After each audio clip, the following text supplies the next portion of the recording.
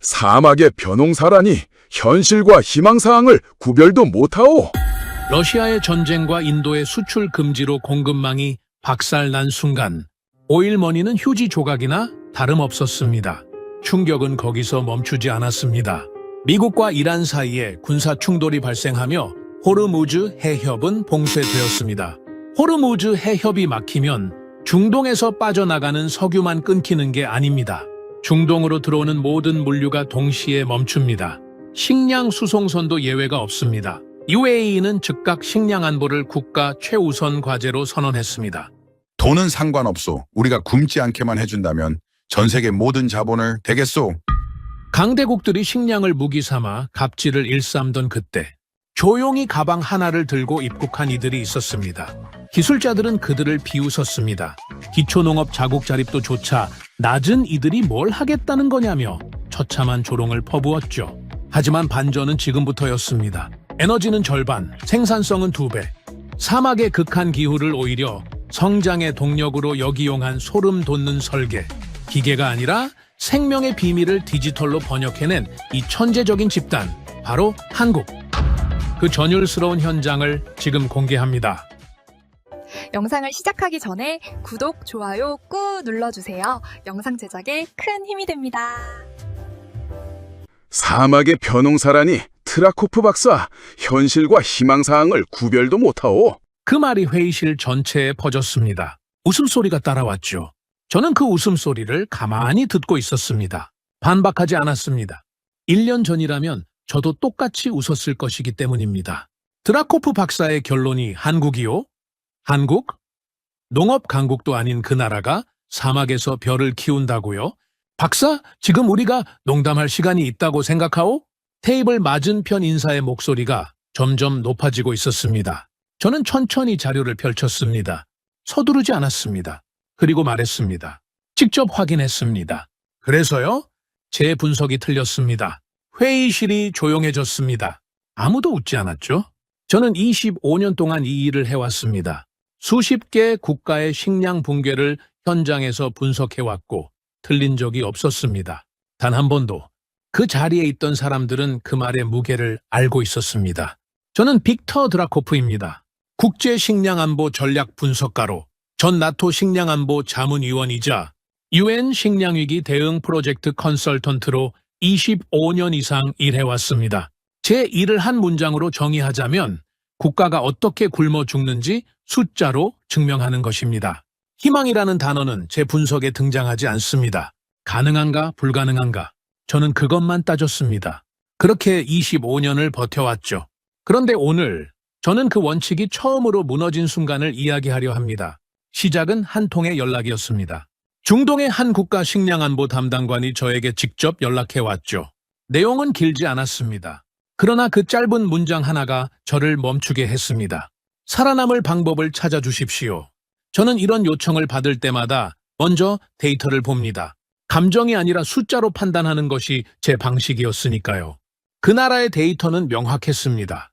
식량의 80% 이상을 수입에 의존하고 있었고 자국 내 경작 가능한 토지는 전체 국토의 1%에도 미치지 못했습니다. 물은 부족했고 기온은 극단적이었으며 토양은 불모에 가까웠습니다. 분석가라면 누구나 같은 결론을 내릴 수 있는 구조였습니다. 그런데 그들의 질문은 예측을 요구하는 게 아니었습니다.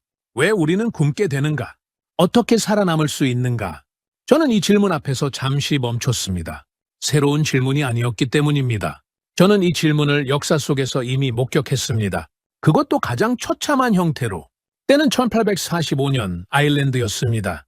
그해 여름 아일랜드 농부들은 밭에서 이상한 냄새를 맡기 시작했습니다. 처음에는 한두 개의 밭이었습니다. 잎이 검게 물들고 줄기가 힘을 잃어갔죠. 그 다음 주가 되자 마을 전체가 변해 있었습니다. 농부들이 땅을 팠습니다. 삽이 흙을 뒤집는 순간 냄새가 먼저 올라왔습니다. 썩는 냄새였습니다. 감자의 속은 이미 완전히 부패해 있었고 검고 물렁한 덩어리만 남아 있었습니다. 아일랜드 농민들에게 감자는 단순한 작물이 아니었습니다. 그것은 생존 그 자체였죠. 하루에 감자 10개에서 14개가 한 사람이 버티는 하루치 식량이었습니다. 가난한 소작농들에게는 감자 외에 다른 선택지가 없었습니다. 그런데 그 감자가 썩었습니다. 한 해가 아니었습니다. 그 다음 해에도 썩었고 그 이듬해에도 마찬가지였습니다. 사람들이 죽기 시작했습니다. 처음에는 노인들이었고 그 다음은 아이들이었습니다. 거리에 굶어 쓰러지는 시체가 쌓였고 마을 전체가 무너졌습니다. 결국 100만 명이 죽었습니다. 또 다른 100만 명이 아일랜드를 탈출했죠. 아일랜드 전체 인구의 4분의 1이 사라진 겁니다. 아일랜드 대기근, 근대사에서 가장 처참한 식량 붕괴 사건이었습니다. 저는 이 사건을 수십 번 분석해 왔습니다. 표준적인 설명은 명확합니다. 감자 역병균, 기후 조건, 단일 작물 의존 구조. 그런데 더 깊이 들어갈수록 설명되지 않는 사실이 하나 나타났습니다.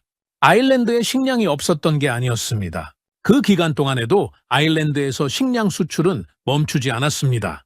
미리 영국으로 향하는 배에 실렸고 보리가 팔려나갔으며 가축이 항구를 통해 빠져나갔습니다. 아일랜드 농민들이 굶어 죽는 그 순간에도 아일랜드 땅에서 자란 식량이 다른 나라로 향하고 있었습니다. 이게 가능한 일입니까? 이런 일이 실제로 벌어졌다는 말입니까? 그렇습니다. 벌어졌습니다. 이유는 단순했습니다. 당시 아일랜드는 수백 년째 영국의 지배 아래 있었습니다. 그 식량은 아일랜드 농민들의 것이 아니었습니다. 법적으로도, 경제적으로도, 구조적으로도 땅의 소유자는 영국 지주였고 수확물의 처분권 역시 지주에게 있었습니다. 아일랜드 농민들은 자신의 땅에서 자란 식량에 대한 통제권이 없었습니다. 그래서 굶었습니다. 옆에 식량이 있는데도 굶었습니다.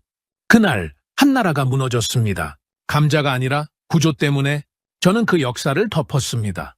그리고 중동 담당관의 말이 다시 머릿속에 울렸습니다. 왜 우리는 굶게 되는가? 답은 이미 수백 년 전에 증명되어 있었습니다. 국가는 식량이 없어서 굶지 않습니다. 식량에 대한 통제권을 잃었을 때 굶습니다. 생산 능력의 문제가 아닙니다. 구조의 문제입니다.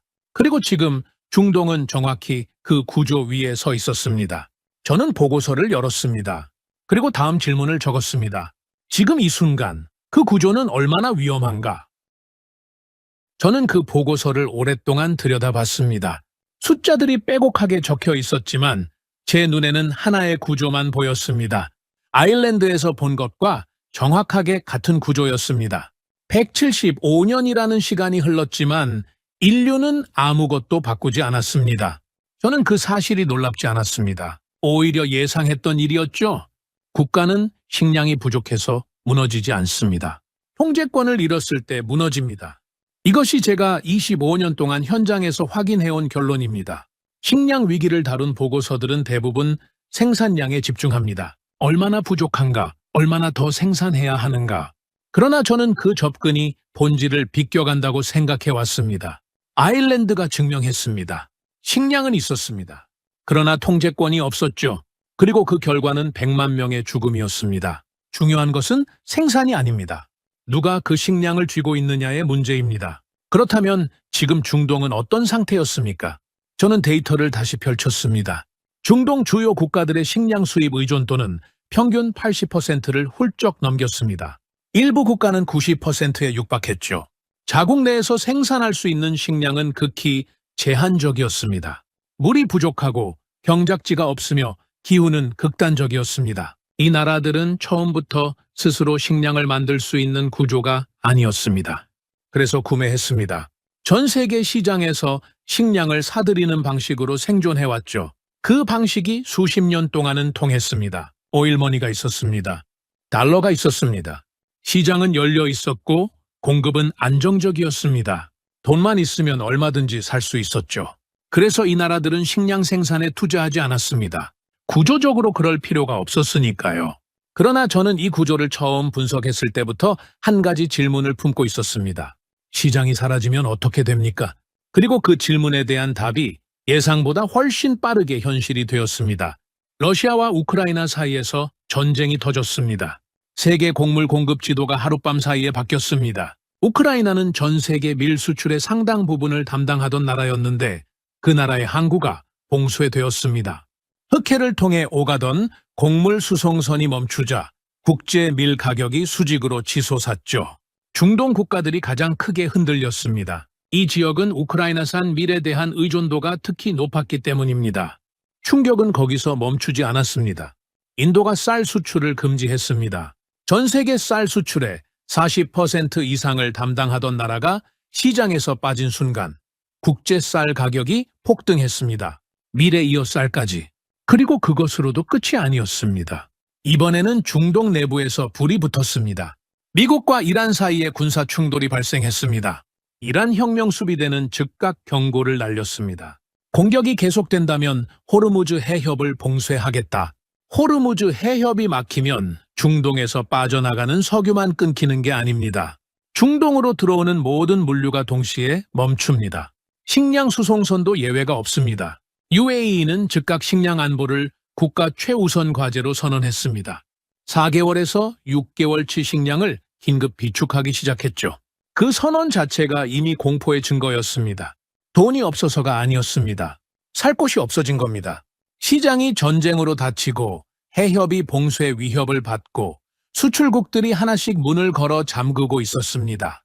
저는 이 상황을 분석하면서 한 가지 사실이 머릿속에 선명하게 박혔습니다. 이건 동시다발적 붕괴였습니다. 한 방향이 아니라 사방에서 동시에 공급망이 무너지고 있었습니다. 저는 이 상황을 보면서 오래된 기억 하나를 떠올렸습니다. 제가 초년 시절에 분석했던 사례였습니다. 당시 저의 선임 분석가가 이런 말을 했습니다. 빅터, 식량이 무기가 되는 순간을 조심해라. 그 순간부터는 돈으로 해결되지 않는다. 저는 그때 그 말을 반쯤 흘려들었습니다. 지나치게 비관적인 시각이라고 생각했죠. 시장은 언제나 작동한다고 믿었습니다. 수요가 있으면 공급이 따라온다고 믿었습니다. 그 믿음이 흔들리기 시작한 건 러시아가 곡물을 외교 협상 테이블 위에 올려놓기 시작하면서였습니다.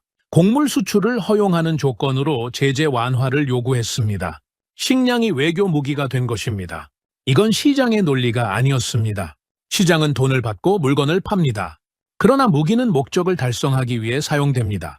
식량이 무기가 된 순간 돈은 더 이상 해결책이 아니었습니다. 중동 국가들이 느낀 공포는 바로 그것이었습니다. 돈이 있습니다.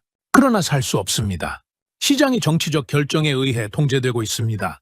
어느 나라가 언제 수출을 금지할지 알 수 없습니다. 언제 봉쇄가 시작될지 알 수 없습니다. 저는 이 상황을 분석하면서 아일랜드의 그 장면이 다시 머릿속에 겹쳐졌습니다.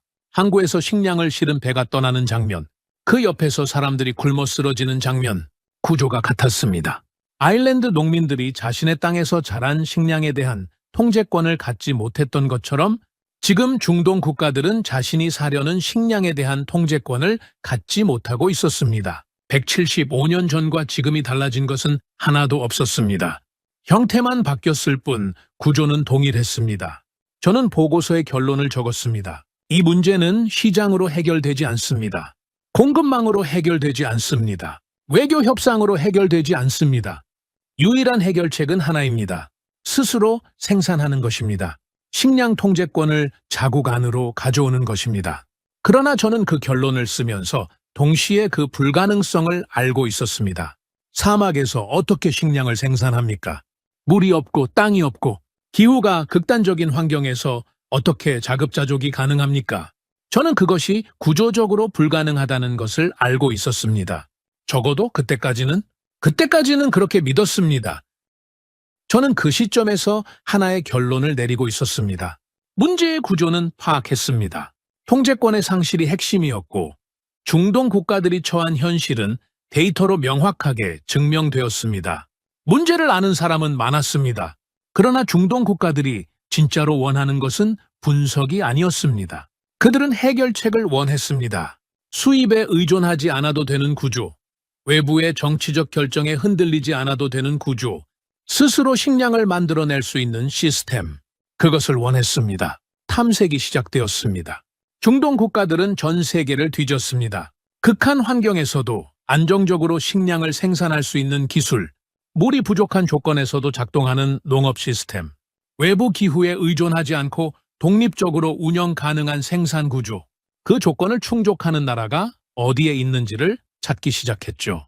저도 그 탐색에 참여했습니다. 데이터를 검토하고 각국의 농업기술 수출 실적을 분석하고 검증된 사례들을 추렸습니다. 답은 생각보다 빠르게 나왔습니다. 네덜란드였습니다. 네덜란드는 설명이 필요 없는 나라였습니다. 국토 면적은 작습니다. 그러나 농업 생산성은 세계 최고 수준이었죠. 미국에 이어 세계 2위의 농산물 수출국이었습니다. 비결은 유리온실 기술이었습니다. 드넓은 유리온실 단지 안에서 온도와 습도를 정밀하게 조절하고 토양 없이도 양액만으로 작물을 키워내는 방식이었습니다. 네덜란드는 이미 수십 년 동안 이 기술을 갈고 닦아왔습니다. 검증된 나라였고 검증된 기술이었습니다. 저는 그 자료를 보면서 처음으로 안도감을 느꼈습니다. 이건 새로운 도전이 아니었습니다. 이미 세계가 인정한 기술이었고 수많은 현장에서 결과를 증명한 시스템이었습니다. 중동의 자금력이라면 충분히 도입 가능했습니다. 기술 이전 협상이 시작되었고 설계 작업이 진행되었으며 현지 적용을 위한 검토가 이루어졌습니다. 저는 그 과정을 지켜보면서 속으로 생각했습니다. 문제는 끝났다고. 중동 국가들도 기대에 차 있었습니다. 네덜란드 전문가들이 현지에 파견되었고 대규모 유리온실 단지 건설 계획이 세워졌습니다. 세계 최고의 농업 기술이 세계에서 가장 부유한 지역으로 이전되는 순간이었습니다. 자금은 풍부했고 기술은 검증되었으며 의지는 확고했습니다. 조건이 이보다 더 완벽할 수는 없었습니다. 저는 이 프로젝트가 성공할 것이라고 확신했습니다. 25년 동안 이 일을 해오면서 저는 한 가지 원칙을 지켜왔습니다. 결론은 데이터가 내린다는 것이었습니다. 감정도 아니고 기대도 아니고 오직 숫자만이 판단의 근거였습니다. 그리고 그 시점의 데이터는 명확하게 가리키고 있었습니다. 네덜란드 유리온실 기술의 생산성, 에너지 효율, 물 절감 효과, 수치들은 모두 긍정적이었습니다. 저는 그 수치들을 보면서 이 프로젝트에 대한 의구심을 가질 이유가 없었습니다. 그런데 자료를 더 들여다보던 중 한 가지가 눈에 걸렸습니다.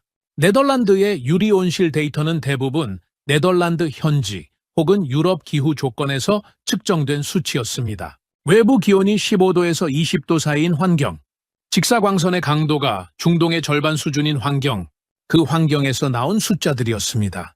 저는 잠시 멈췄습니다. 그리고 중동의 기후 데이터를 다시 펼쳤습니다. 여름철 외부 기온 50도, 연간 일조량은 네덜란드의 2배를 훌쩍 넘었습니다. 저는 그 두 숫자를 나란히 놓고 바라봤습니다. 그리고 머릿속에서 무언가가 천천히 계산되기 시작했습니다. 유리온실은 태양열을 내부로 끌어들이는 구조입니다. 그것이 유리온실의 원리입니다. 태양빛을 가두어 내부 온도를 높이고 그 온기로 작물을 키우는 방식이죠. 네덜란드에서는 그게 장점이었습니다. 차가운 외부 기후를 극복하기 위해 태양열을 끌어들이는 것이 핵심이었으니까요. 그런데 외부 기온이 이미 50도라면 어떻게 되는 겁니까? 저는 그 질문을 머릿속에서 굴리다가 잠시 다른 생각으로 넘어갔습니다. 기술적으로 해결 가능한 문제일 것이라고 판단했죠. 냉방 시스템을 보강하면 될 것이라고 생각했습니다. 네덜란드 전문가들도 같은 판단이었을 것입니다. 그들은 수십 년 경력의 전문가들이었으니까요. 저는 그 생각을 접고 다시 보고서로 돌아갔습니다. 이건 이미 검증된 기술이었습니다. 이건 이미 증명된 나라에 이미 증명된 방식이었습니다. 저는 그 확신을 다시 한번 다잡았습니다. 우리는 답을 알고 있었습니다. 적어도 그렇게 믿었습니다. 하지만 한 가지가 달랐습니다. 우리가 놓친 한 가지가 있었습니다. 유리온실이 완공되었습니다. 사막 한가운데 거대한 유리 구조물이 들어섰습니다. 현지 관계자들이 모여들었고 네덜란드 전문가들이 시스템을 점검했으며 모든 것이 계획대로 작동하고 있었습니다. 저는 그 초기 보고서를 받아보면서 만족스러웠습니다. 설치는 완벽했고 장비는 정상적으로 가동되었으며 첫 번째 작물이 심어졌습니다. 모든 조건은 완벽해 보였습니다. 그런데 첫 번째 데이터가 올라오기 시작했습니다. 온도 수치였습니다. 저는 그 숫자를 보는 순간 손이 멈췄습니다. 외부 기온이 48도인 날 유리온실 내부 온도가 측정되었습니다. 냉방 시스템이 풀가동 중인 상태였습니다. 그런데 내부 온도는 38도였습니다. 작물이 생존할 수 있는 한계 온도를 훌쩍 넘긴 수치였죠. 저는 그 숫자를 다시 확인했습니다. 오류가 아니었습니다. 하지만 사막은 그 계산을 무너뜨렸습니다. 유리온실의 구조를 다시 생각해봤습니다. 유리는 태양빛을 통과시킵니다. 그리고 한번 들어온 열은 쉽게 빠져나가지 못합니다. 네덜란드에서 이것은 장점이었습니다. 차가운 외부 공기를 차단하고 내부를 따뜻하게 유지하는 것이 목적이었으니까요. 그러나 외부가 이미 50도에 가까운 사막에서는 그 원리가 정반대로 작동했습니다. 유리온실은 태양열을 내부로 끌어들이고 그 열을 가두었습니다. 생산시설이 아니었습니다. 그것은 거대한 열 저장 장치였습니다. 네덜란드 전문가들은 즉각 대응에 나섰습니다. 냉방 시스템을 증설했습니다. 차광막을 추가로 설치했습니다. 환기 구조를 변경했습니다. 그러나 결과는 같았습니다. 냉방 시스템을 강화할수록 내부 온도는 일정 수준 아래로 내려가지 않았고 그 일정 수준이라는 것이 여전히 작물 생육에 가혹한 환경이었습니다. 전문가들의 얼굴에서 처음으로 당황한 기색이 보이기 시작했습니다. 저는 그 보고를 받으면서 속으로 다시 계산을 시작했습니다. 문제는 더 있었습니다. 냉방을 강화할수록 에너지 소비량이 기하급수적으로 늘어나고 있었습니다.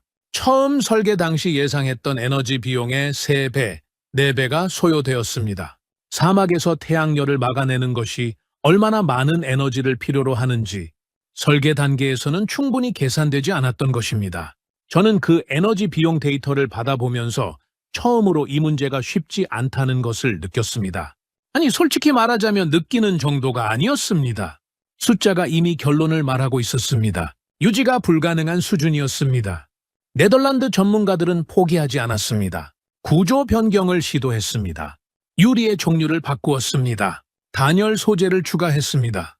내부 순환 방식을 조정했습니다. 시도할 수 있는 방법들을 하나씩 적용해 나갔습니다. 저는 그 과정을 보면서 그들의 전문성을 의심하지 않았습니다. 그들은 세계 최고의 농업 기술자들이었고 할 수 있는 모든 것을 하고 있었습니다. 문제는 기술자들의 능력이 아니었습니다. 환경 자체가 적이었습니다. 네덜란드의 유리온실 기술은 유럽의 기후를 전제로 설계된 시스템이었습니다. 서늘한 외부 공기, 적당한 일조량, 안정적인 기온, 그 조건들 위에서 수십 년 동안 최적화되어 온 기술이었습니다. 그 기술을 조건이 완전히 다른 환경에 그대로 이식하는 것은 마치 극지방에서 개발된 방한복을 사막에서 입으라고 강요하는 것과 같았습니다. 기술 자체는 완벽했습니다. 그러나 그 기술이 작동하도록 설계된 환경이 존재하지 않았습니다. 저는 최종 데이터를 받아보았습니다. 경제성 분석이었습니다. 이 시스템을 사막 환경에서 연간 운영하는 데 필요한 에너지 비용, 유지 보수 비용, 냉방 시스템 운영 비용을 모두 합산한 수치였습니다. 그리고 그 비용으로 생산할 수 있는 식량의 양. 저는 두 숫자를 나란히 놓았습니다. 한참 동안 바라봤습니다. 같은 돈으로 국제시장에서 식량을 사는 편이 훨씬 저렴했습니다. 기술이 환경에 패배했습니다. 세계 최고의 농업 기술이 사막이라는 환경 앞에서 경제적으로 완전히 무너졌습니다. 저는 보고서를 덮었습니다. 그리고 처음으로 이 문제가 단순히 기술을 가져오는 것으로 해결되지 않는다는 것을 인정해야 했습니다. 네덜란드가 안 된다면 다른 방법이 있을까? 저는 그 질문을 품고 다시 데이터를 뒤지기 시작했습니다. 하지만 결과는 매번 같았습니다. 자연 기후를 활용하는 방식의 농업 기술은 사막에서 자연 기후 자체가 적이 되는 순간 모두 같은 벽에 부딪혔습니다. 냉방 비용이 생산 가치를 초과하거나 물 소비량이 현지 조달 가능한 수준을 넘어서거나 시스템 유지 비용이 수익성을 파괴하거나 형태는 달랐지만 결론은 하나로 수렴되었습니다. 저는 그 결론 앞에서 오래 앉아 있었습니다. 이건 해결할 수 없는 문제였습니다. 적어도 제가 알고 있는 방식으로는. 저는 그 시점에서 처음으로 제 자신의 분석을 의심했습니다. 25년 동안 그런 적이 없었습니다. 데이터가 결론을 내리면 저는 그 결론을 받아들였고 그 결론이 틀린 적도 없었습니다. 그런데 이번에는 달랐습니다. 데이터가 내린 결론이 너무 극단적이었기 때문입니다. 불가능하다는 결론은 분석가에게 가장 불편한 결론입니다. 가능성을 찾는 것이 우리의 일인데 없다는 답을 내놓는 것은 사실상 포기 선언과 다름없으니까요. 저는 그 결론을 받아들이기 전에 한 번 더 검토하기로 했습니다. 다른 방법들을 찾기 시작했습니다. 태양광 패널을 활용한 에너지 자립형 온실 구조를 검토했습니다. 사막의 강렬한 햇빛을 역이용해서 냉방에 필요한 전력을 자체 생산하는 방식이었습니다. 이론적으로는 흥미로운 접근이었죠. 그러나 계산을 해보니 사막의 온실 냉방에 필요한 전력량이 태양광으로 생산 가능한 전력량을 훨씬 초과했습니다. 태양이 강할수록 냉방 부하도 같이 올라가는 구조였기 때문입니다. 태양을 이용해서 태양열을 막으려는 시도는 불로 불을 끄려는 것과 비슷한 모순이었습니다. 지하 농업 방식도 검토했습니다. 지하 깊이 들어갈수록 외부 기온의 영향을 덜 받는다는 원리를 이용한 방식이었습니다. 지표면 아래 일정 깊이에서는 온도가 비교적 안정적으로 유지되죠. 그러나 중동 지역의 지질 구조는 이 방식에 적합하지 않았습니다. 안반층이 얕고 굴착 비용이 천문학적이었으며 무엇보다 지하 농업에 필요한 인공 조명 시스템의 전력 소비가 또 다른 경제성 문제를 만들어냈습니다. 빛을 차단한 대신 빛을 만들어내야 하는 역설이었습니다. 해수 담수화를 이용한 관계 농업도 들여다봤습니다. 중동에는 바다가 있습니다. 바닷물을 담수로 전환해서 농업용수로 사용하는 방식이었죠. 이미 일부 중동 국가들이 식수 확보를 위해 이 기술을 쓰고 있었습니다. 그러나 농업에 필요한 물의 양은 식수와 차원이 달랐습니다. 밀 1kg을 생산하는 데 필요한 물은 약 1,500리터입니다. 중동 전체 인구가 필요로 하는 곡물을 자급자족하려면 담수화 플랜트를 얼마나 지어야 하는지 계산이 나왔습니다. 그 수치는 현실적으로 가능한 범위를 완전히 벗어나 있었습니다. 비용도 문제였지만 담수화 과정에서 소비되는 에너지양 자체가 또 다른 공급망 의존을 만들어내는 구조였습니다. 결과는 변하지 않았습니다. 저는 그 시점에서 잠시 멈추고 근본적인 질문으로 돌아갔습니다. 왜 사막에서 농업이 불가능한가? 표면적인 이유는 더위와 물 부족입니다. 그러나 더 깊이 들어가면 본질이 보입니다. 농업은 자연과의 협력입니다. 토양, 기후, 물, 햇빛. 이 네 가지 요소가 균형을 이룰 때 작물이 자랍니다. 그런데 사막은 이 네 가지 중 세 가지가 결핍되어 있거나 과잉되어 있습니다. 토양은 척박하고 물은 없으며 햇빛은 과잉입니다. 자연과 협력하려고 해도 협력할 자연이 없는 환경이었습니다. 저는 그 결론을 다시 한번 정리했습니다. 기존의 모든 농업 기술은 자연의 일부를 활용하는 방식으로 설계되어 있었습니다. 자연이 제공하는 조건을 기반으로 하고 부족한 부분만 기술로 보완하는 구조였죠. 네덜란드의 유리온실도 마찬가지였습니다. 유럽의 온화한 기후를 기반으로 하고 부족한 온기만 유리로 가두는 방식이었습니다. 그런데 사막은 보완해야 할 부분이 너무 많았습니다. 기술이 자연을 보완하는 수준을 넘어서 기술이 자연 전체를 대체해야 하는 상황이었습니다. 그리고 그것은 경제적으로, 구조적으로 불가능했습니다. 저는 최종 보고서를 작성하기 시작했습니다. 결론은 단 한 문장이었습니다. 현재 존재하는 어떠한 농업 기술도 중동의 사막 환경에서 경제적으로 지속 가능한 식량 자급을 실현할 수 없다. 저는 그 문장을 쓰면서 복잡한 감정을 느꼈습니다. 분석가로서 결론은 명확했습니다. 데이터가 말하는 것을 저는 그대로 옮겼을 뿐이었죠. 그러나 그 결론의 의미가 무엇인지는 저도 알고 있었습니다. 그들은 선택지가 없었습니다. 수입에 의존하면 통제권을 잃습니다. 전쟁이 나면 봉쇄가 되면 수출국이 문을 걸어 잠그면 속수무책으로 굶어야 합니다. 그렇다고 자급자족을 시도하면 현재의 기술로는 경제적으로 불가능합니다. 출구가 없는 구조였습니다. 저는 그 구조를 바라보면서 175년 전 아일랜드의 농민들을 다시 떠올렸습니다. 그들도 선택지가 없었습니다. 통제권을 빼앗긴 상태에서 자연재해까지 덮쳤을 때 인간이 할 수 있는 일은 아무것도 없었습니다. 지금 중동의 구조가 그것과 다르지 않았습니다. 저는 보고서를 제출했습니다. 회의실에서 그 결론을 발표했을 때 자리에 있던 사람들의 표정이 굳었습니다. 반박하는 사람은 없었습니다. 데이터가 명확했으니까요. 그러나 누구도 그 결론을 받아들이고 싶어 하지 않았습니다. 받아들이는 순간 그 이후에 무엇을 해야 하는지 답이 없어지기 때문이었죠. 저는 그 침묵 속에서 말을 이어갔습니다. 이건 기술 문제가 아닙니다. 환경 자체가 문제입니다. 그리고 환경은 바꿀 수 없습니다. 회의가 끝났습니다. 사람들이 하나씩 자리를 떴습니다. 저는 혼자 자료를 정리하면서 그 결론을 다시 한번 머릿속으로 되짚었습니다.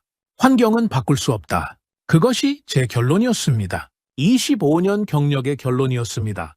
데이터가 내린 결론이었습니다. 그런데 며칠 후 예상하지 못한 소식이 들어왔습니다. 중동의 한 국가가 새로운 파트너를 선정했다는 내용이었습니다. 저는 그 소식을 듣고 처음에는 대수롭지 않게 생각했습니다. 어느 나라인지도 확인하지 않았습니다.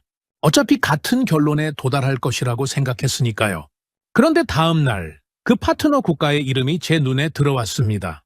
저는 잠시 그 이름을 바라봤습니다. 이해가 되지 않았습니다. 한국이었습니다. 저는 그 이름을 보고 처음에는 잘못 읽은 줄 알았습니다. 다시 확인했습니다. 한국이 맞았습니다. 저는 잠시 자료를 내려놓고 생각했습니다. 한국. 제 머릿속에서 한국은 농업국가가 아니었습니다. 반도체, 자동차, 조선, 기술 수출 강국이라는 이미지는 있었습니다.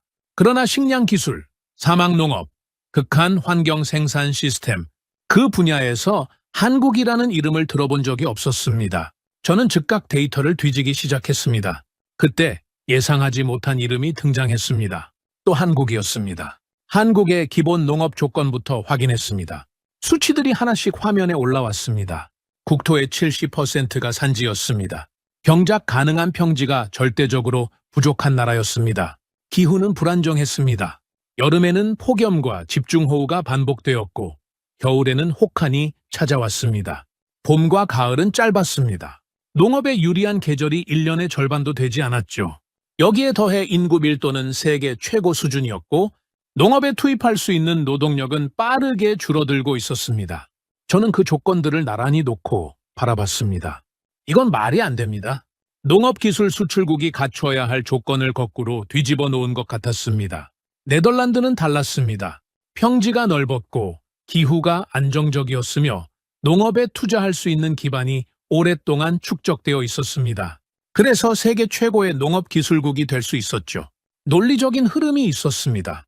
그런데 한국은 처음부터 그 논리 위에 서 있지 않았습니다. 좋은 땅도 없고 안정적인 기후도 없고 농업 강국이라는 역사적 배경도 없었습니다. 저는 혹시 데이터가 잘못된 것은 아닌지 다시 확인했습니다. 맞았습니다. 오류가 아니었습니다. 한국의 식량 자급률 수치도 확인했습니다. 쌀을 제외한 대부분의 곡물을 수입에 의존하고 있었습니다.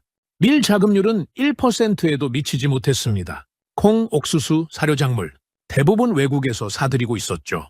식량 안보라는 측면에서 보자면 한국 스스로도 취약한 구조를 안고 있는 나라였습니다. 그런 나라가 중동의 식량 문제를 해결하겠다라고 나선 겁니까? 저는 그 선택을 한 중동 측 담당자가 무슨 근거로 이 결정을 내렸는지 도무지 이해할 수 없었습니다. 저는 직접 확인하기로 했습니다. 중동 측 관계자에게 연락했습니다. 왜 한국을 선택했느냐고 물었습니다. 그는 잠시 뜸을 들이더니 이렇게 말했습니다. 그들이 먼저 찾아왔습니다. 그리고 우리가 본 적 없는 방식을 가져왔습니다. 저는 그 말을 듣고도 납득이 되지 않았습니다. 본 적 없는 방식이라는 표현이 너무 모호했습니다. 저는 구체적인 자료를 요청했습니다.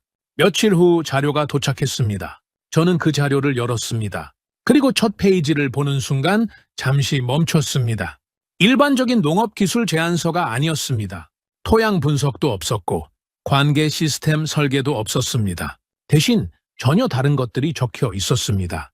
밀폐 구조물, 완전 인공환경, 외부 기후와의 완전한 차단. 저는 그 단어들을 하나씩 읽어 내려갔습니다. 이건 농업 제안서가 아니었습니다. 뭔가 다른 것이었습니다. 그러나 그것이 정확히 무엇인지 그 시점에서 저는 아직 파악하지 못했습니다. 분명한 것은 하나였습니다. 이건 제가 지금까지 검토해온 어떤 방식과도 달랐습니다. 저는 자료를 처음부터 다시 읽기 시작했습니다. 천천히, 문장 하나씩, 그리고 읽을수록 이상한 감각이 들기 시작했습니다. 저는 이 일을 25년 동안 해왔습니다. 수백 개의 농업기술 보고서를 검토했습니다. 새로운 척하지만 결국 기존 방식의 변형에 불과한 제안들을 수없이 봤습니다. 그래서 저는 새롭다는 말에 쉽게 흔들리지 않았습니다. 그런데 이 자료는 달랐습니다. 제가 알고 있는 어떤 카테고리에도 들어맞지 않았습니다. 농업이라고 부르기에는 농업의 전제 조건들을 모두 무시하고 있었고 그렇다고 완전히 다른 무언가라고 단정 짓기에는 분명히 식량 생산을 목적으로 하고 있었습니다. 저는 자료를 덮었습니다. 그리고 잠시 창밖을 바라봤습니다. 이 선택은 잘못됐다고 생각했습니다. 중동 측이 절박한 나머지 검증되지 않은 방식에 기대를 거는 것이라고 판단했습니다. 데이터상으로 한국은 이 문제를 해결할 수 있는 나라가 아니었습니다. 조건도 맞지 않았고 배경도 맞지 않았으며 논리도 맞지 않았습니다. 그런데도 무언가 달랐습니다. 저는 그 감각을 떨쳐내려 했습니다. 그러나 자꾸 그 자료의 첫 페이지가 머릿속에 걸렸습니다. 외부 기후와의 완전한 차단. 그 문장이 계속 마음에 걸렸습니다. 환경은 바꿀 수 없다. 그것이 제가 내린 결론이었습니다. 그런데 그 자료는 전혀 다른 전제에서 출발하고 있었습니다. 환경을 바꾸지 않겠다는 것이 아니었습니다. 환경 자체를 없애버리겠다는 것이었습니다. 저는 자료를 다시 펼쳤습니다. 이번에는 처음부터 다른 눈으로 읽었습니다. 결론을 먼저 내리지 않기로 했습니다. 저는 25년 동안 데이터를 먼저 보고 결론을 냈습니다. 그런데 이번에는 그 순서를 바꾸기로 했죠. 먼저 이해하고 그 다음에 판단하기로 했습니다. 한국이 출발한 지점부터 다시 확인했습니다. 산지 70%, 경작지 부족, 기후 불안정, 짧은 농업 가능 계절. 저는 이 조건들을 다시 나열하면서 전혀 다른 질문을 던져봤습니다. 만약 이 조건들이 단순한 불리함이 아니라 어떤 방향으로 기술을 발전시켜야 하는지를 강제한 압력이었다면 어떻게 됩니까? 네덜란드는 좋은 조건 위에서 더 좋은 농업을 만들었습니다. 그렇다면 나쁜 조건 위에 서 있던 나라는 무엇을 만들었을까? 저는 그 질문을 품고 자료를 읽어 내려갔습니다. 한국의 접근 방식이 드러나기 시작했습니다. 그들은 자연을 이용하지 않았습니다. 처음부터 자연을 이용하려 하지 않았습니다. 자연이 제공하는 조건이 너무 불안정하고 부족했기 때문에 자연의 기대는 방식 자체를 포기했습니다. 대신 전혀 다른 질문을 던졌습니다. 외부 기후를 이용할 수 없다면 우리가 직접 기후를 만들면 되지 않는가? 저는 그 문장 앞에서 잠시 멈췄습니다. 너무 단순한 발상처럼 들렸습니다. 그러나 읽을수록 그 단순함 뒤에 얼마나 치밀한 구조가 숨어 있는지가 보이기 시작했습니다. 한국이 만들어낸 것은 완전 밀폐형 농업 시스템이었습니다. 컨테이너 형태의 구조물 안에 농업 환경 전체를 구현했습니다. 외부와 완전히 차단된 공간 안에서 온도, 습도, 이산화탄소 농도, 광량을 모두 인공적으로 설계하고 제어하는 방식이었죠. 외부가 50도든 영하 20도든 폭풍이 몰아치든 상관없었습니다. 내부는 항상 작물이 가장 잘 자라는 최적의 환경으로 유지되었습니다. 이건 농업이 아니었습니다. 환경을 설계하는 기술이었습니다. 저는 그 구조를 이해하면서 네덜란드의 유리온실과 근본적으로 무엇이 다른지를 생각했습니다. 유리온실은 외부 환경을 부분적으로 차단하면서 내부를 보완하는 방식이었습니다. 자연의 도움을 받되 부족한 부분을 기술로 채우는 구조였죠. 그래서 외부 환경이 극단적으로 바뀌면 시스템이 무너졌습니다. 외부에 의존하는 부분이 남아 있었으니까요. 그러나 한국의 방식은 달랐습니다. 외부 환경에 의존하는 부분을 처음부터 설계해서 제거했습니다. 외부가 어떻게 변하든 내부 환경은 독립적으로 유지되었습니다. 지구 위에 지구가 아닌 공간이었습니다. 세부 기술들이 하나씩 눈에 들어왔습니다. 그 중에서 저를 가장 오래 멈추게 한 것은 수분 관리 방식이었습니다. 에어로포닉스라고 불리는 기술이었습니다. 흙을 사용하지 않습니다. 뿌리가 공중에 매달려 있습니다. 그 뿌리에 영양분이 담긴 물을 안개처럼 분사합니다. 작물은 그 안개를 흡수하며 자랍니다. 뿌리가 항상 공기 중에 노출되어 있기 때문에 산소 공급이 원활하고 필요한 양만큼만 수분을 공급하기 때문에 낭비가 없었습니다. 사용된 물은 회수되어 다시 정화되고 다시 분사되었습니다. 순환 구조였습니다. 저는 물 사용량 데이터를 확인했습니다. 일반 농업 대비 90% 절감이었습니다. 저는 그 수치를 3번 확인했습니다. 오류가 아니었습니다. 같은 양의 작물을 생산하는 데 필요한 물의 양이 기존 농업의 10분의 1이었습니다. 중동에서 가장 부족한 것이 물이었습니다. 그런데 그 물 소비량을 90% 줄이는 방식으로 식량을 생산한다는 것이었습니다. 사막에서 가장 치명적인 약점이 기술로 무력화되고 있었습니다. 그런데 여기서 저는 한 가지 중요한 착각을 할 뻔했습니다. 처음에 저는 이 기술의 핵심이 컨테이너라는 구조물 자체 혹은 에어로포닉스와 인공조명이라는 장치라고 생각했습니다. 그러나 자료를 더 깊이 들여다보면서 그 생각이 완전히 틀렸다는 것을 알았습니다. 하드웨어는 껍데기였습니다. 진짜 상품은 데이터였습니다. 한국 기업들은 수년에 걸쳐 국내 수직 농장에서 수만 번의 수확을 반복했습니다. 그 과정에서 쌓아 올린 것이 있었습니다. 작물 생육 빅데이터였습니다. 상추가 최고의 식감과 맛을 내는 빛의 파장 조합은 무엇인지, 딸기의 당도를 끌어올리기 위해 수확 며칠 전 온도를 어떻게 조절해야 하는지, 그 수치화된 레시피들이 소프트웨어에 촘촘히 녹아들어 있었습니다. 작물을 키우는 것이 아니라 작물이 자라는 방식 자체를 디지털로 번역한 것이었습니다.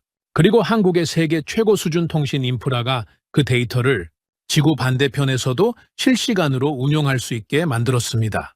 사막 현지에 농업 전문가가 단 한 명도 없어도 되었습니다. 한국 본사에서 인공지능 기반 시스템이 원격으로 모니터링하고 제어했습니다. 데이터가 시키는 대로 움직이면 최적의 환경이 자동으로 구현되는 구조였습니다. 저는 그 구조를 이해하면서 비로소 전체 그림이 보였습니다. 중국은 저가 전략으로 껍데기를 벗겼습니다. 일본은 하드웨어 자동화에 집중했습니다. 그러나 한국은 그 사이에서 전혀 다른 방향으로 나아가고 있었습니다. 조용히 수십 년에 걸쳐 생명이 자라는 비밀을 디지털로 번역하는 작업을 해왔던 것입니다. 중동이 구매한 것은 기계가 아니었습니다. 한국이 수십 년에 걸쳐 축적한 농업 지식의 운영체제 그 자체였습니다. 저는 자료를 내려놓았습니다. 그리고 오랫동안 생각했습니다. 제가 내린 결론이 머릿속에 다시 울렸습니다. 환경은 바꿀 수 없다. 저는 그 결론이 왜 틀렸는지를 이제 알 수 있었습니다.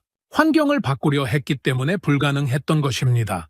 환경을 없애버리면 되는 문제였습니다. 외부 환경과 내부 환경을 완전히 분리해버리면 사막이든 극지방이든 아무런 차이가 없었습니다. 저는 아직 한 가지 질문이 남아 있었습니다. 이론은 이해했습니다. 구조도 이해했습니다. 철학도 이해했습니다. 그러나 저는 분석가입니다. 이론이 아니라 결과로 판단하는 사람입니다. 설계가 아무리 훌륭해도 실제로 사막에서 작동하지 않으면 의미가 없었습니다. 저는 실제 적용 결과 데이터를 요청했습니다. 그리고 그 데이터가 도착했을 때 저는 처음으로 제 결론이 완전히 틀렸다는 것을 인정해야 했습니다. 데이터가 도착했습니다. 저는 파일을 열었습니다. 그리고 첫 번째 수치를 확인하는 순간 한동안 화면에서 눈을 떼지 못했습니다. 사막에서 벼가 자라고 있었습니다. 단순히 자라는 수준이 아니었습니다. 수확량 데이터가 첨부되어 있었습니다. 저는 그 숫자를 보고 즉각적으로 비교 데이터를 찾았습니다. 한국의 일반 농지에서 생산되는 평균 수확량, 그 수치와 나란히 놓았습니다. 사막의 밀폐 시스템에서 생산된 수확량이 한국 일반 농지보다 약 40% 높았습니다. 저는 그 숫자를 3번 확인했습니다. 오류가 아니었습니다. 왜 이런 결과가 나왔습니까? 물만 정밀하게 공급할 수 있다면 사막의 강렬한 일조량과 높은 기온은 오히려 벼의 생육에 유리한 조건이 된다는 것이 증명된 것입니다. 사막의 가장 큰 약점은 물 부족이었습니다. 그런데 에어로포닉스 기술이 그 약점을 90% 절감으로 무력화했습니다. 약점이 사라지자 사막의 강점이 그대로 살아났습니다. 강렬한 햇빛, 높은 기온, 긴 일조 시간, 그 모든 것이 오히려 생산량을 끌어올리는 조건으로 작동했습니다. 사막이 적이 아니었습니다. 조건이 달랐을 뿐이었습니다. 저는 그 순간 제 25년 분석 경력이 한꺼번에 흔들리는 것을 느꼈습니다. 저는 사막을 적으로 규정했습니다. 극복해야 할 환경으로 봤습니다. 그러나 한국은 달랐습니다. 사막의 약점만 제거하자 사막 자체가 농업의 최적 환경으로 뒤바뀌었습니다. 발상의 출발점이 달랐습니다. 그리고 그 차이가 모든 것을 바꿨습니다. 이 결과가 중동 왕실에 어떻게 받아들여졌는지는 이후의 움직임을 보면 알 수 있었습니다. 무함마드 빈 살만 사우디아라비아 왕세자가 직접 한국을 방문했습니다. 이 방문을 통해 양국 사이에는 스마트팜을 포함한 여러 분야에 걸친 협력 의제가 논의되었죠. 그리고 그것은 시작에 불과했습니다. 농심이 사우디아라비아 현지 기업과 3천만 달러 규모의 스마트팜 수출 계약을 체결했습니다. 아랍에미리트와도 같은 해에 수출 계약이 맺어졌습니다. 스마트팜 관련 정부 간 협약이 추가로 체결되었고 농심은 사우디 리야드에서 현지 시설 착공식을 열었습니다. 플랜티팜은 아랍에미리트 아라인 지역의 약 700평 규모의 인공지능 기반 수직 농장을 준공하고 본격적인 상업 운영에 들어갔습니다. 저는 이 움직임들을 외교적 친선으로 읽지 않았습니다. 중동이 한국 기술을 선택한 것은 정치적 호의가 아니었습니다. 굶지 않기 위해, 살아남기 위해 할 수밖에 없었던 선택이었습니다. 데이터가 그것을 증명했고 현실이 그것을 확인했습니다. 저는 분석가로서 그 판단을 신뢰했습니다. 그리고 그 시점에서 저는 처음으로 왜 한국이었는지의 답을 완전히 이해했습니다. 저는 한국의 농업 역사를 다시 들여다봤습니다. 보릿고개였습니다. 봄이 오면 지난해 가을에 수확한 식량이 바닥났습니다. 보리는 아직 익지 않았습니다. 그 사이의 시간, 먹을 것이 없어서 고개를 넘기 힘들었던 그 시절을 한국 사람들은 보릿고개라고 불렀습니다. 굶주림이 일상이었습니다. 봄마다 반복되는 결핍이었습니다. 한국은 불과 몇십 년 전까지 식량을 받아야 했던 나라였습니다. 외부의 원주 없이는 버티기 힘들었던 나라였습니다. 그 나라가 지금은 사막의 농업 생태계를 설계하고 그것을 세계에 수출하고 있었습니다. 저는 그 반전 앞에서 오랫동안 말을 잃었습니다. 분석가로서 저는 늘 현재의 데이터로 판단했습니다. 어떤 나라가 지금 무엇을 갖고 있는가? 그것이 제 판단의 기준이었습니다. 그러나 이번에 제가 놓친 것은 그 나라가 어디서 출발했는가였습니다. 출발점이 얼마나 낮았는가가 얼마나 다른 방향으로 기술을 발전시켜야 했는가를 결정했습니다. 혹독함이 기술을 만들었습니다. 불리한 조건이 오히려 기존의 방식을 버리게 만들었습니다. 자연을 활용하는 농업의 틀에서 벗어나 자연을 대체하는 기술을 만드는 방향으로 나아가게 했습니다. 그 방향이 수십 년에 걸쳐 축적되었고 데이터가 쌓였으며 시스템이 정교해졌습니다. 그리고 그 기술이 사막이라는 환경과 만났을 때 완벽하게 맞아떨어졌습니다. 저는 최종 보고서를 다시 작성했습니다. 이번에는 처음과 전혀 다른 결론이었습니다. 저는 오랫동안 이 문제가 해결 불가능하다고 생각했습니다. 기술이 환경에 패배했다고 결론 내렸습니다. 그러나 틀렸습니다. 환경에 패배한 것은 특정한 방식의 기술이었습니다. 자연을 전제로 하는 기술이었습니다. 자연을 전제로 하지 않는 기술은 달랐습니다. 그리고 그 기술은 이미 존재하고 있었습니다. 저는 보고서 마지막 페이지에 한 문장을 적었습니다. 나는 수많은 붕괴를 분석해왔습니다. 국가가 어떻게 굶어 죽는지를 숫자로 증명해온 사람입니다. 그런데 처음으로 살아남는 방법을 본 것입니다. 회의실에서 그 결론을 발표했을 때 처음에 저를 향해 웃음을 터뜨렸던 그 자리의 사람들이 조용히 듣고 있었습니다. 사막의 벼농사라니 현실과 희망사항을 구별도 못하냐고 말했던 목소리는 더 이상 들리지 않았습니다. 데이터가 테이블 위에 있었고 그 데이터는 명확했습니다. 저는 마지막으로 이 이야기를 듣고 계신 분들께 한 가지를 말씀드리고 싶습니다. 저는 이 일을 하면서 항상 이렇게 생각했습니다. 좋은 조건을 가진 나라가 강한 나라가 된다고, 자원이 많고 땅이 넓고 기후가 온화한 나라가 세계를 이끈다고, 그것이 역사가 증명해온 방식이라고 믿었습니다. 그러나 이번에 제가 목격한 것은 달랐습니다. 좋은 조건이 없었기 때문에 다른 방법을 찾아야 했던 나라, 자연이 주지 않았기 때문에 스스로 만들어야 했던 나라, 불가능해 보이는 조건 속에서 살아남기 위해 기존의 틀을 완전히 버려야 했던 나라, 그 나라가 결국 불가능해 보이는 문제의 해답이 되었습니다. 불가능했던 문제를 해결한 것이 아니었습니다. 그 문제를 해결할 수밖에 없었던 나라가 있었던 것입니다.